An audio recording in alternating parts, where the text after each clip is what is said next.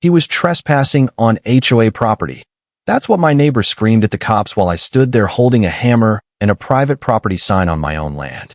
My hands were shaking as two officers approached, and standing behind them, with a confident smirk that could curdle milk, was Amelia Vance, the president of our Cedar Creek Homeowners Association. How could I possibly be trespassing on the land I'd paid taxes on for 15 years? Comment below where you're watching from, because this nightmare was just getting started, and I needed to know if anyone else has dealt with an HOA Karen like Amelia. The morning sun cast long shadows across the back quarter-acre of my lot, which I called the Ridge. I was finally positioning a solid oak post against my fence. After months of strangers, joggers, dog walkers, even high school kids cutting through my grass like it was a public walkway, I'd had enough. The sign, painted a sharp black and white, felt like a tangible boundary, a statement that this 15-year investment was mine, not Cedar Creek's personal shortcut. I just raised my hammer for the first tap when I heard the unmistakable thump-thump of car doors slamming in my cul-de-sac. 2 sets of doors. My gut twisted as I turned to see a black and white cruiser parked behind my old pickup. This was insane. I live in Cedar Creek, a quiet, leafy suburb where the police usually only show up for misplaced garbage bins or the occasional late-night party complaint. 2 officers emerged. Officer Diaz, a tall, seasoned man with a tired look, and his younger partner, Officer Chun. But it was the woman strutting across my lawn behind them who was the real show. Amelia Vance, 40-something, impeccably dressed, ruled our neighborhood with the rigid authority of a dictator who'd never encountered a rule she didn't want to enforce. Today, she looked like a woman about to deliver a self-satisfied checkmate. "He is trespassing on association property," she shrieked, pointing at me like I was a common porch thief. The accusation hit me like a slap of ice water. It was so utterly absurd that for a moment, the world actually seemed to tilt. "Officers, thank goodness you're here," Amelia continued, her voice dropping instantly to the reasonable, concerned tone she used during HOA meetings. "Mr. Harrison has become increasingly hostile, attempting to install unauthorized barriers on the community common area. This has been an ongoing problem." I stood there, gripping the hammer, the sign leaning uselessly against the post. "Trespassing? This is my land." The words came out harder than I intended, but the sheer, pre-planned madness of the situation had caught me completely off guard. Officer Diaz approached slowly, his hand resting on his utility belt. "Mr. Harrison, we received a complaint that you are blocking established community access. Do you have property documentation we can review?" "Property documentation?" I gestured at the house, at the shed I'd built with my own hands. "I've owned this place since 2005. This is my backyard." Amelia didn't miss a beat. She stepped forward, conjuring a manila folder that seemed to have materialized from thin air. This wasn't a spontaneous call. This was an ambush. "Officers, I have the updated HOA boundary survey right here. As you can clearly see, this area falls within designated community space." My stomach tightened. What updated survey? Nobody told me about any changes. Amelia opened the folder with theatrical precision, revealing what looked like official papers, complete with county stamps and surveyor markings. The association commissioned a comprehensive boundary review last year to clarify access rights. Unfortunately, some residents weren't properly notified of the changes. She shot me a razor-thin, cold smile. Property ownership and community access can be complex legal matters, but the fact remains, this area has been designated for pedestrian use. Diaz looked at me with something that might have been sympathy. "Sir, we can't determine property boundaries. We can only document this complaint and advise you to resolve the civil dispute. However, if there's any possibility this involves public access, continuing to install barriers could complicate your legal position." The message was clear: stop, or risk bigger problems. Amelia nodded approvingly. "I appreciate your professionalism, officers. We were hoping to avoid involving law enforcement, but resident safety has to come first." The irony was suffocating. She was the one who called them. "Fine," I said, my voice tight. "I'll get my deed, but I want all of this documented as harassment." As I walked away, I heard her voice behind me, already spinning the narrative, each measured, concerned word adding another layer of official legitimacy to her lie. Inside, I pulled the deed from my filing cabinet. The paper that used to represent security now felt fragile. "Here's my deed," I said, handing it to Diaz. "Title is clear." Amelia peered over his shoulder. "This establishes ownership of the primary lot," she purred, "but it predates the community planning updates that established pedestrian access provisions." Diaz handed the deed back. "Mr. Harrison, this is clearly a civil matter. We strongly recommend consulting with the HOA and possibly seeking legal advice before making any changes." After the cruiser disappeared, I stood alone, the uninstalled sign at my feet. Amelia had vanished, leaving me with the devastating understanding that I'd been asleep at the wheel of a war that had already begun.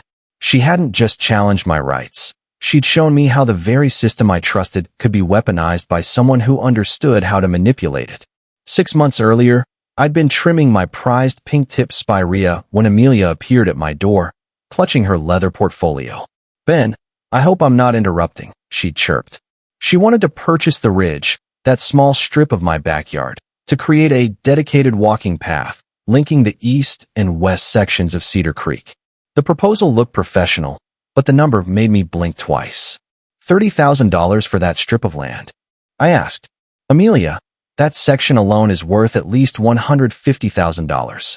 For a beat, her polished expression cracked, revealing something cold and calculated. "The appraisal reflects the community benefit aspect, Ben.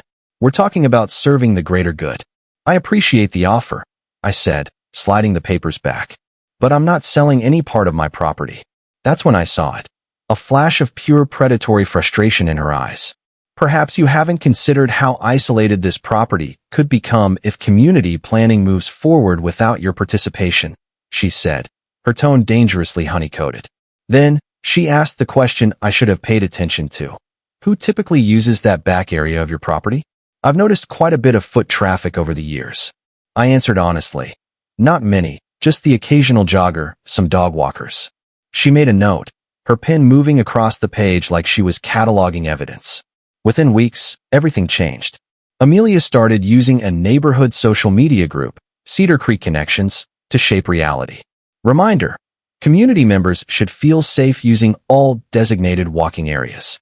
Please familiarize yourselves with traditional community routes. Traditional routes?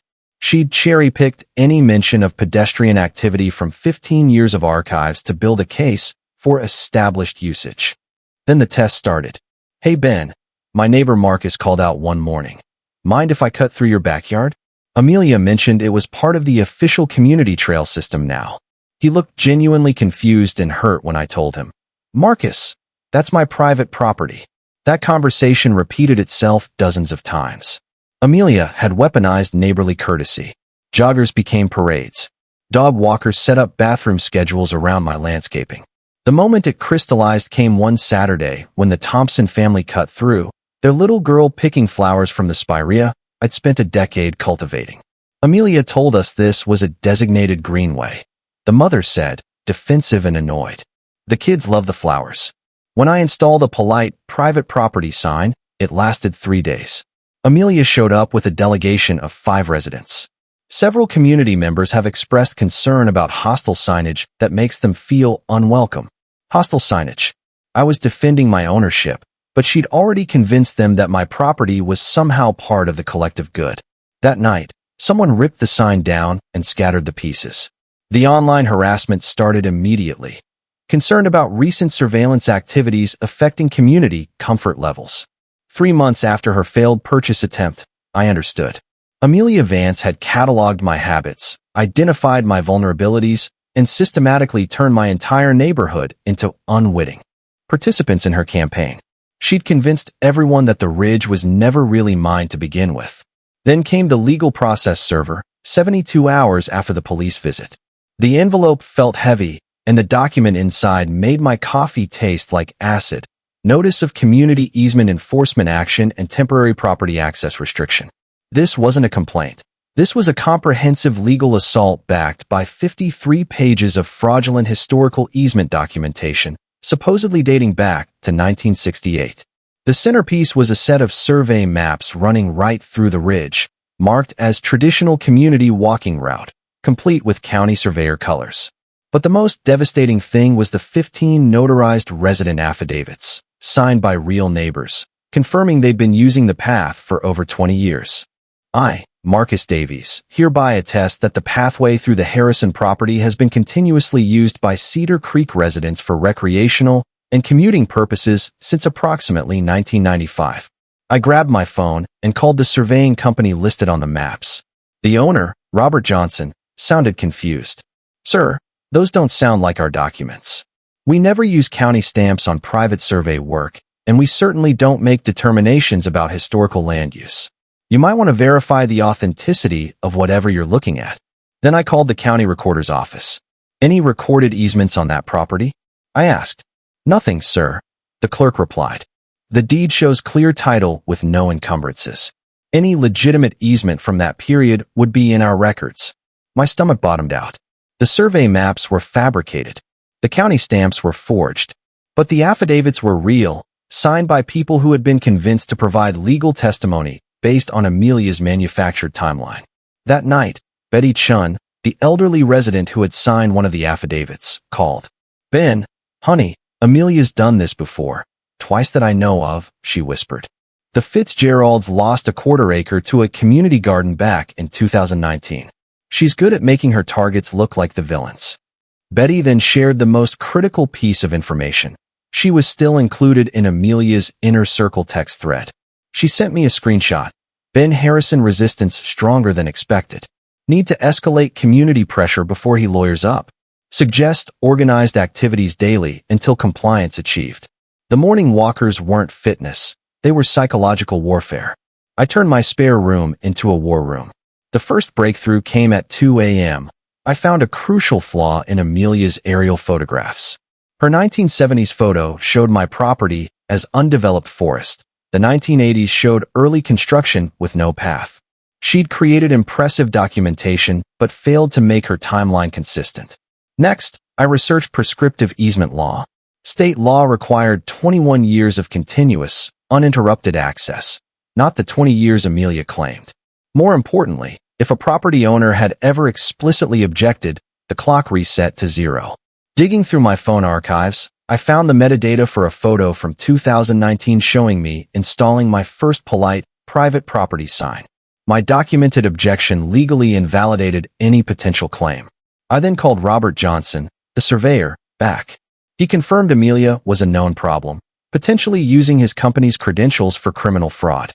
"I'm going to report this to the state licensing board," he said. "You're not the first person whose name has come up in this context." By noon, I called Tracy Carter, another signatory. "Tracy, who helped you write that statement about using the path since 1995? She didn't hesitate. "Oh, Amelia provided the basic format. She said the legal department needed specific language to make sure our statements would be valid." Every single affidavit had been shaped by Amelia's coaching. But Amelia wasn't done. The night before the final HOA meeting, I woke to the sound of metal tools scraping wood. I crept to my window and watched 4 figures, directed by Amelia Vance herself, systematically modifying the ridge. They were widening the path, installing stepping stones, and even placing a small bench. This was landscape architecture designed to create physical evidence to support her claims. The next morning, my security camera was disabled. But the worst part was Amelia's final move. A van from Cedar Creek Community Planning Services, another fake organization, arrived, installing a permanent, official-looking bronze plaque thanking community volunteers and cooperative property owners for preserving the historical walking route. My name was on the plaque. Amelia had created a physical reality that confirmed my surrender. Walking to the community center for the HOA meeting, I knew she had built a perfect trap. But by installing that plaque and creating official documentation, she had crossed the line from civil dispute into criminal fraud involving public works and government authorities. She had committed a crime that could destroy her. The center was packed. Amelia stood at the podium, a vision of self-righteous authority. "Tonight represents a milestone," she chimed, transforming our conflict into a success story. She showed her fake text messages, appearing to show me agreeing to everything. "Ben Harrison, I understand the community's position. The community partnership approach makes sense." I stood up slowly. "Thank you, Amelia, for that creative presentation," I said, my voice cutting through the room. But before we celebrate, I think the community deserves to hear the truth about what actually happened. I walked to the front, plugged my phone into her projector, and the screen instantly filled with my security footage. For figures, led by Amelia, systematically destroying my property under the cover of darkness.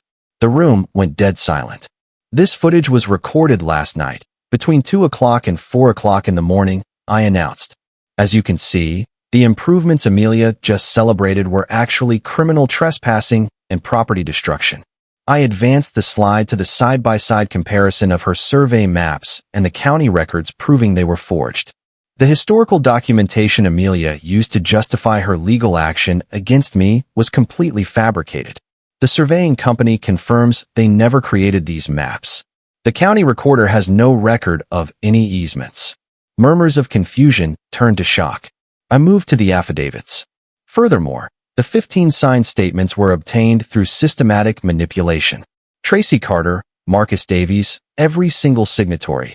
Amelia provided them with template language and coached them on what to write. Tracy Carter stood up, her face flushed with shame.